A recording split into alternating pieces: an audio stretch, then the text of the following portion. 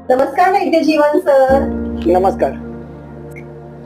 Sir, लोणच्याचा season चालू झालाय आणि आम्हा सगळ्यांना लोणची खूप आवडतात खायला.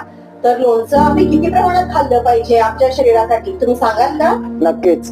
लोणचं हे विविध प्रकारचे लोणचे आहेत. जसे कैरीचं लोणचं, नंतर मिरचीचं लोणचं झालं, लिंबूचं लोणचं झालं, असं विविध प्रकारचे लोणचे आहेत. परंतु जनरली जे मार्केटमध्ये अवेलेबल आणि घरगुती बनवतात ते म्हणजे कैरीचं लोणचं.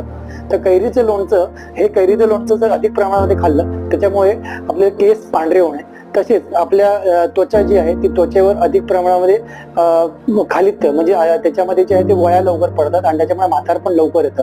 त्यामुळे अधिक प्रमाणामध्ये लोणचं खाल्ल्यामुळे लवकर म्हातार पण येणं आणि तशाच प्रकारे स्किनवर लवकर झुरिया मिळणं किंवा पडणं हे होऊ शकतं. त्यामुळे अधिक लोणचं खाऊ नये. योग्य मात्रेमध्ये जर लोणचं खाल्लं त्याच्यामुळे आपल्या शरीराला आणि पोटाला आराम मिळू शकतो आणि डायजेशन चांगलं होऊ शकतं.